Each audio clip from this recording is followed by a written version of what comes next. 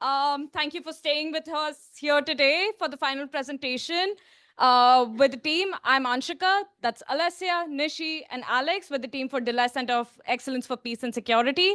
And we'll be taking you back to the city of Ulaanbaatar to talk about the Women, Peace, and Security agenda. To change things up a little bit for this presentation, what we'll be doing is taking you through the professional journey of Captain Anu. Captain Anu is a Mongolian women peacekeeper who has served in 3 missions, has been in the Mongolian Armed Forces for 10 years, and we'll be talking about factors that have affected her professional journey so far. So there are 3 key influencing forces that have affected her journey. We'll be talking about capacity building factors specifically and the disconnect that Mongolian peacekeepers face. So I will now be calling on Alessia to talk about the background of our research. Thank you, Anshika. Captain Anu's engagement with international peacekeeping really comes from the Women, Peace, and Security agenda. This agenda, which is set by the UN, aims at increasing women's participation in peacemaking, which also includes increasing the number of women peacekeepers. Both Canada and Mongolia are signees to this agenda at the UN. The Women, Peace, and Security agenda has 2 key aspects. You have national action plans and their reporting mechanisms. National action plans are nationwide documents that usually take a one-size-fits-all approach to set out a national framework for implementing the Women, Peace, and Security agenda. Without a national action plan, countries' progress on women, peace, and security is very hard to be recognized. While countries like Canada have been able to pass national action plans, unfortunately, Mongolia has been unable to adopt one yet, which makes it really difficult to recognize the work that they've been doing so far. On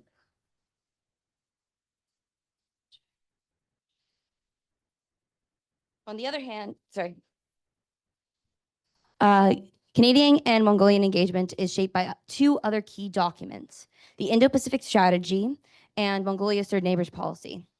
The Indo-Pacific Strategy from Canada sets out goals for engagement in the Indo-Pacific region with countries like Mongolia. This can be on both economic and security matters. On the other hand, Mongolia's Third Neighbors Policy sets out a framework for working with partners outside of their 2 land borders, which are Russia and China. This can include both countries like Canada and international institutions like the UN. It is through the intersection of Canada's Indo-Pacific Strategy, Mongolia's Third Neighbors Policy, and the Women, Peace, and Security agenda that people like Captain Anu are able to participate in international peacekeeping. So you might be wondering, why are we talking about Mongolian peacekeeping anyway? Well, it's because of Mongolia's focus on the implementation of the Women, Peace, and Security agenda.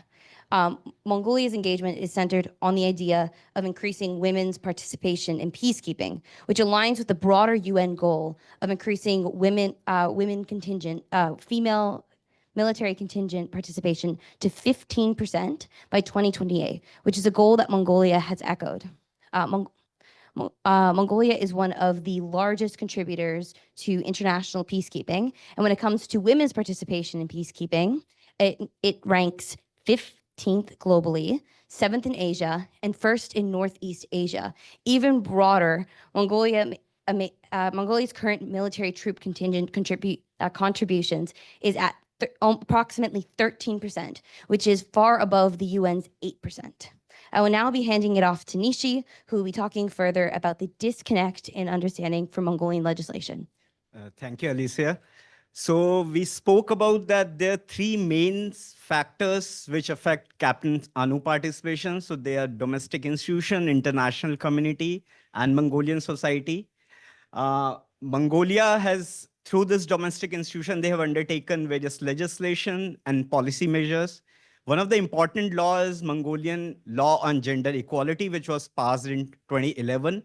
This law basically talks about maintaining a gender quota of 40-60 female and male participation across all public and private institutions which are operating in Mongolia. Apart from that, though, what we know that military, police, border, all of it has been kept outside the purview of this law. But Mongolian Defense Ministry has already undertaken a sectoral policy called Defense Gender Sector Policy, which is basically increasing the number of female in the defense sector and also undertaking any issues pertaining to gender equality which arises in the institution. Presently, in Mongolia, 17% of the troops are female, which is amongst one of the best in the world when we compare specifically with the Western nations. Apart from that, in 2023, Mongolia has undertaken a constitutional amendment which mandate 30% of the seats to be reserved for female. Through all these measures, Mongolia is trying to bring women at the table. But there's still some issues and still some challenges that remain. Right now, if we kind of look at the quality of representation as one, basically we can say there's a substantial representation in terms of number, but it is not strong in terms of their voices on the table. Secondly, the progress has been slow. There have been various constraints, including budget, which Mongolia is trying to figure out how do they move forward. And then in the defense, at senior leadership, there's still a deficit. Then right now, only one brigadier general, female brigadier general amongst 200 male generals that exist. So, but what are we seeing right now?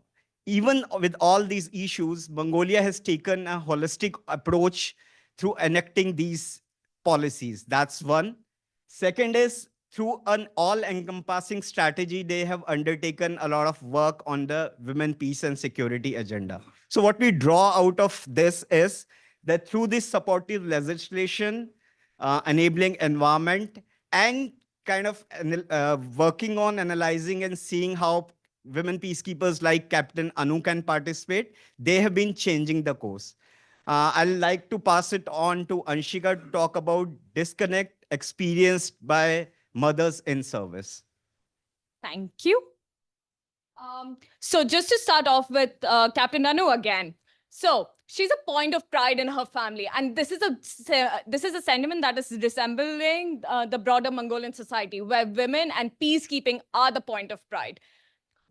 Captain Anu is also supported by a very comprehensive and forward-looking policy that gives her 6 months of maternity leave, her husband 10 days of paternity leave post-birth, and they're allowed to take up to 3 years of absence of leave they can dedicate up to 3 years, right, until the child is above the age of 4. So that means in the formative years, they are with their child.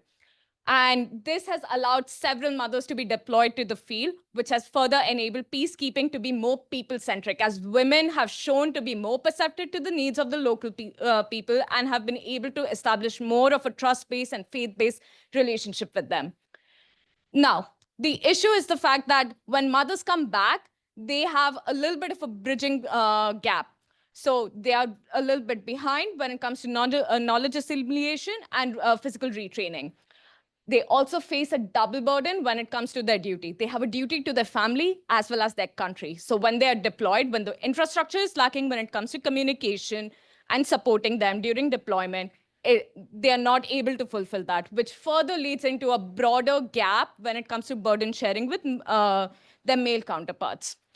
So what does this mean? What do we take away from this? Well, if you actually want to advance the WPS agenda, if you really want to have a holistic approach to peacekeeping and eventually peacemaking, you have to empower women and their capacities in an effective manner that responds to their realities. So how do we do this? Well, you can have professional bridging programs when they are on maternity leave, so that they keep in touch with the knowledge that is being updated regularly.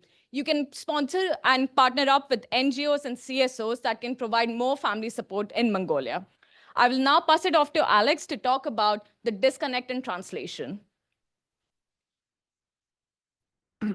Thank you. As an international peacekeeper, Captain Anu is expected to speak an international language, such as French or English. However, as a Mongolian, Captain Anu speaks neither as her first language. And despite the best efforts of government initiatives, learning English remains difficult for peacekeepers like Anu. Third neighbors, such as Canada and NATO, do offer language training programs, but these programs remain limited in the number of spots available. And so unfortunately, Captain Anu has not been able to take advantage of these opportunities. Language training is an essential component for the professional development of any Mongolian peacekeeper. But unfortunately, rigid requirements from the Government of Canada, particularly the requirement that for their language training program, one must travel abroad to Canada in order to receive language training, restricts the ability of many peacekeepers like Anu to upgrade their language proficiency. A key takeaway from this experience is that it may be better to consider sending language instructors abroad to Mongolia rather than expecting Mongolians to travel to Canada in order to receive language training. This is a much more cost-effective approach, it's much more scalable, and it enables Mongolia to develop and build its own domestic language training capacity. I will now hand it off to Nishi for our key messages. So from disconnect to direction, I don't know if you've kind of seen the title of our presentation. We were talking about disconnect by design. So what are the key messages that are coming out of our presentation? One is the Mongolia has undertaken a lot of substantive action for progress, ensuring that women are able to participate in peacekeeping mission. But international actors do not recognize them. The reason being they don't have a national action plan, but there's a lot of action on ground. So that's the difference, that's a disconnect. So if international actors need to kind of build a relationship, it is important to recognize and appreciate the contribution that Mongolia has done in peacekeeping. So that is first. Second, right now we have seen that there's still some issues. Mongolia is working on them. They're identifying the systemic and institutional barriers that exist that prevent women to rise up in the leadership or participate in the peacekeeping program. But it is not the case that they are the only one who needs capacity building. World can learn a lot from Mongolia, especially countries which are interested in ensuring that there are higher amount of troop contribution to the peacekeeping. So we should not see that Mongolia is only there to learn and build their own capacity. They can offer a lot to the world, and that is what we are saying. They should become a mutual exchange learning partner for the world. And the third thing is about aid. Right now, aid is most of the nation, and especially of the Western nation, the thing is, okay, if there's any issue in a particular country, we are going to support it, and it's through the dollar disbursement. So what we are saying is there should be a reconceptualization how aid needs to be taken care of.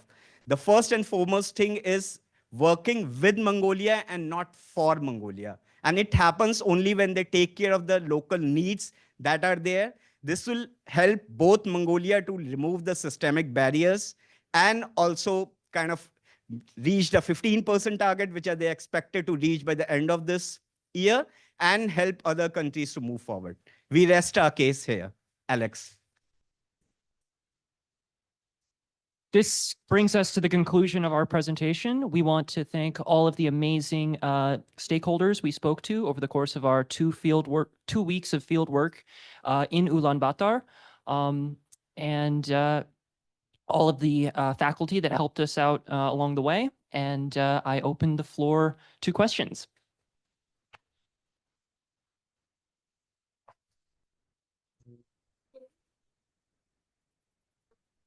We now have our client. Alan, Alan Okros, are you there? Yes. Yes. Thank you. You have the first word, and everybody who wants to participate. Thank you. So just to start, I do have 2 of the other colleagues that worked with the team, Stefan and Dustin, have joined in.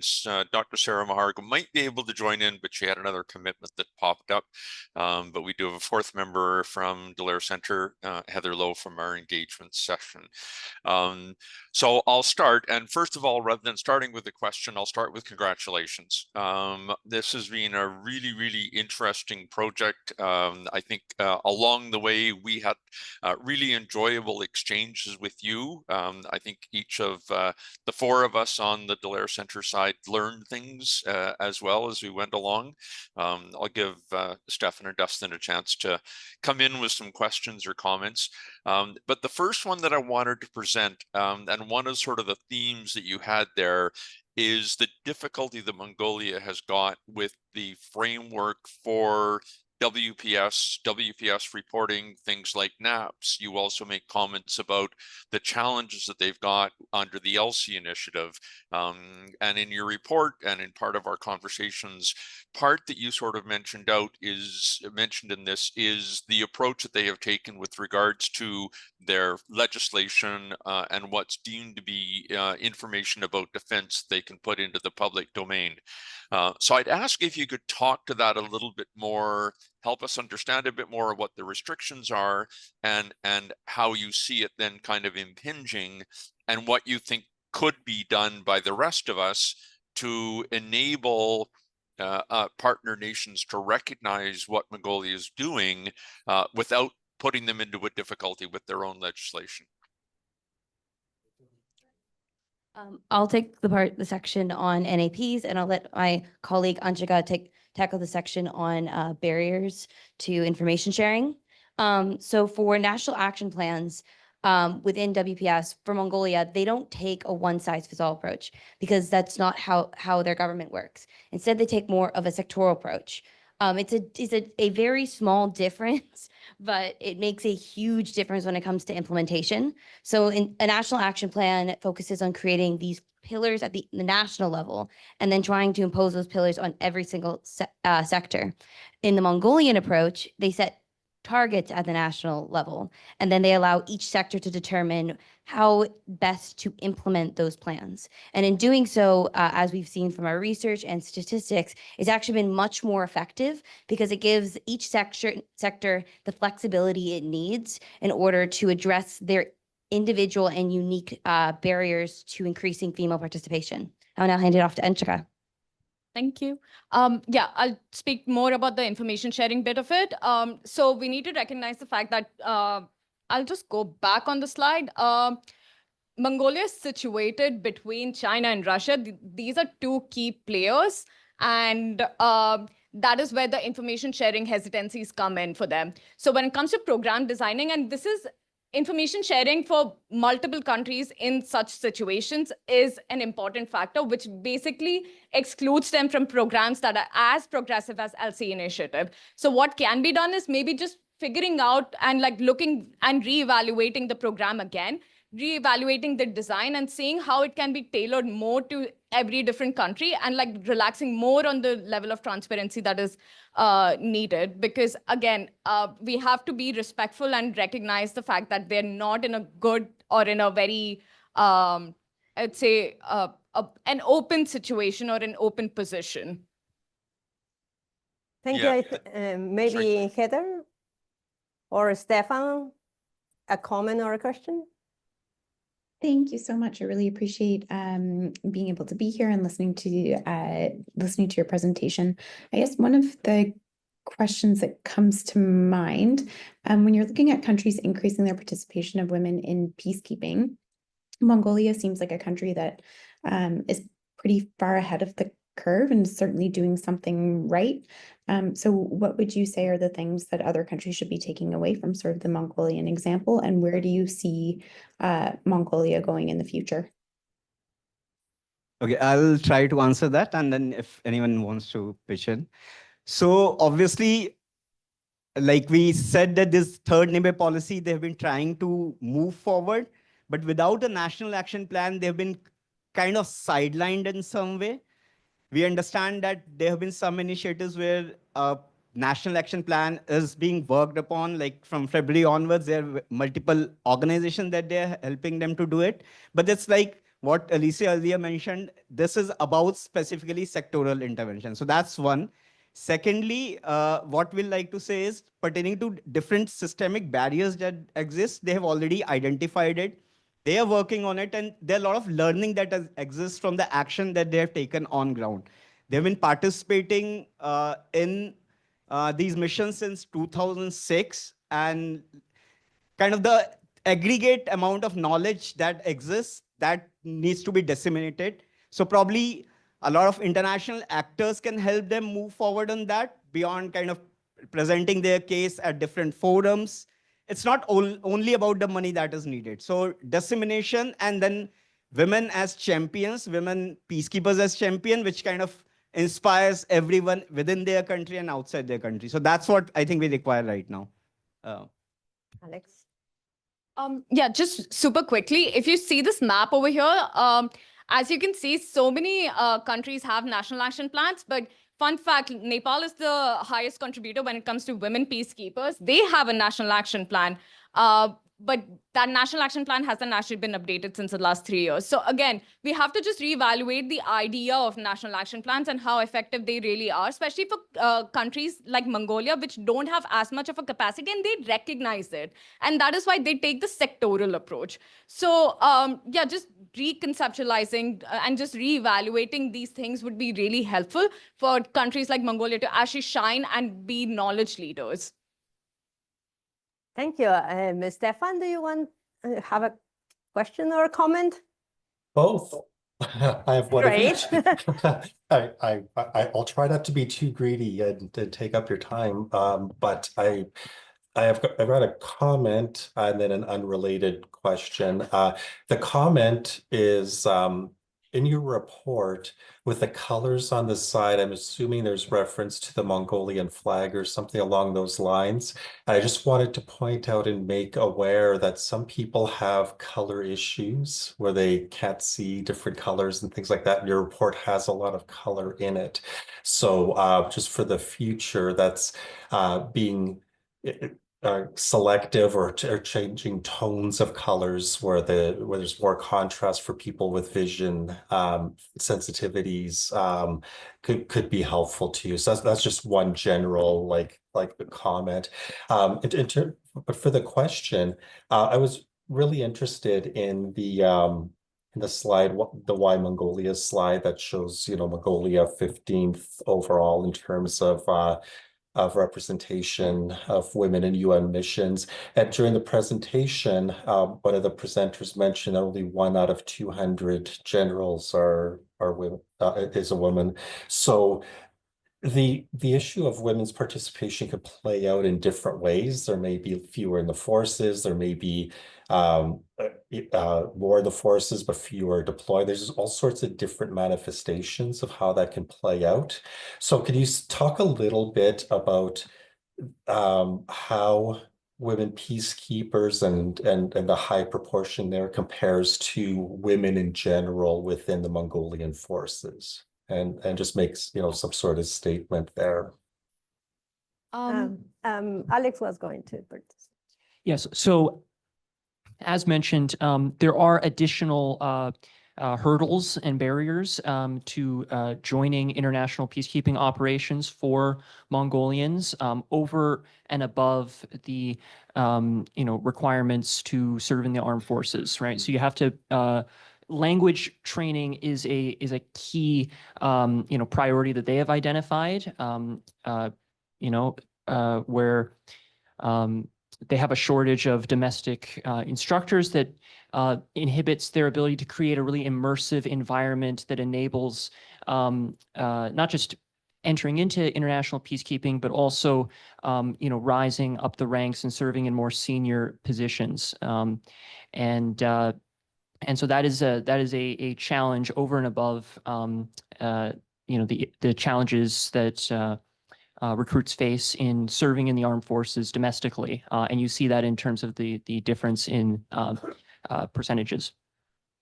Also, just adding on to that, there are some systemic cultural barriers within the Mongolian military. They still do suffer from I'm going to just call it the boys' club culture of where women are sidelined and they can be belittled by their superiors. There's also a large barrier for a number of years where women weren't able to enter into senior leadership training, which is a large reason why we see that gap. The general who was able to go into senior leadership training actually didn't even do it in Mongolia. She did it in the United States. But that barrier has since been lifted. It's just trying to catch up and get more women into those leadership roles that's going on right now. But Mongolia has, as mentioned, has done a lot of work to recognize that and address those barriers. The president specifically has taken a lot of leadership in organizing workshops with Mongolian peacekeepers to identify those barriers and then push change through his office and the Institute of Strategic Studies in order to find ways to increase women not only within the military, but within leadership in the military. Thank you so much, Alessia. And now we welcome our former co-instructor, Julian Dierkes, who also is a faculty lead. He seems to be in Mongolia, but who knows? I think I'm going there next week, not quite there yet. Hello, everyone. Hello, team. Great to see this presentation and it all come together. I'm tasked to ask questions, so let me do that and pick up on one of the things you just said in one of the responses, which is the role that international actors can play to support some of this. Can you say a little bit more about what sort of role you see and what kind of actors might be engaged in that way? Yeah, I can take that. Thank you for the question, Professor. So one of the key things that we saw was the fact that when it comes to capacity building, they need people over there. So sending people rather than money is the key point. Aid for, not aid by. The other thing is also one key actionable item that was highlighted to us is the fact that when there's more international involvement, so maybe doing a communications campaign with them, maybe highlighting, creating a video that highlights women peacekeepers actually brings up more societal support. So there's a very strong link between international community getting involved with societal support also rallying up. So one specific thing which has happened, there was a CSO which supported the families when the female and male peacekeepers were away, like somebody to give support. And in 2023, Mongolia has submitted a project to UN for supporting the families while they are on deployment. I think it's still under consideration. So that's something specific they have been seeking for.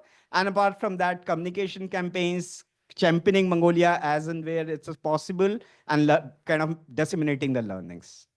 Thank you so much. And we have time for one question from the audience. Gassan, please. Thank you for the presentation. It was really interesting. I'm not super familiar, or I wanted to ask specifically about the recommendation you made about providing language training courses in Mongolia as opposed to abroad. I'm not super familiar with the system of UN peacekeepers in general, and likewise, I'm not familiar with how Canada can support that system in Mongolia. And I was just wondering, is there any issues or why is it that Canada is allowed to train essentially foreign military personnel? And would any issues occur if that training took place in Mongolia as opposed to being in Canada? I just want more context.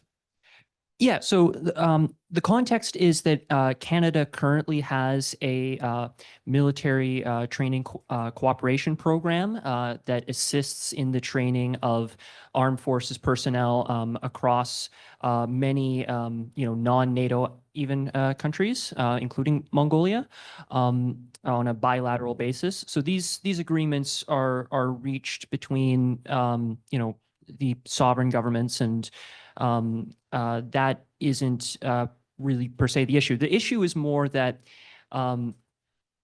there's a kind of standardized framework that Canada applies that is really non-scalable by requiring, military personnel from abroad to come to Saint Jean, Quebec, in order to do the language training, and that is a real bottleneck for capacity because it's not scalable. Thank you. And you want to say something? Oh, do you want to? Yeah, go ahead. I was also just going to add to that, the training programs that they do run, a lot of them are not only targeted on language training, it's also on capacity building. And a lot of the time when they're doing that training, they're focused on integrating a lot of Canadian culture within the language training program, which is great. We do love teaching values. But at the end of the day, like, a lot of people who are coming to participate in these programs are people who don't speak the language. It's also, the UN operates in French and English. Those two languages are not necessarily accessible to most countries in the world. So in order to do that, they have to learn those language as a second language. That's really, really difficult. The other added aspect I would bring to that is that, like, it's expensive. It's really expensive. The Canadian government doesn't necessarily, when we were in the field, there wasn't a lot of clarity around the requirements to Mongolians entering the language training program. It was just that they don't meet the requirements. So there's definitely that level of transparency that needs to be made. And it's not really accessible when you don't really know what the requirements that they're not meeting is. So they don't know how to scale up to that level to participate in the language training program. And then they have to pay to fly people across the world. It's a lot. And I think a lot more transparency and cooperation working with the Mongolians rather than for the Mongolians would help bridge those barriers and help scale up their language training programs so that way more women in Mongolia are able to participate in peacekeeping. Thank you so much. And Alan, you have the last word as a client, and thank you for your trust throughout the years to SPPGA. So last word, I think, for this one, as I said to start with, is thanks. This has been a really valuable project for us. And part of the reason that Heather is tuning in as part of our DCOE team is that we will be taking on to share the results of this with our colleagues in defense and also sharing with our colleagues over in global affairs. I think you've really given us some interesting insights. And I'm hoping, I know in some of our exchanges, but I'm hoping for each of you that it also was a worthwhile journey of discovery for yourselves, not only in terms of your academic skills that you've developed, but in just of your personal experiences and insights as the opportunity to participate in this this project. So thank you very much. It's been a really excellent project for us.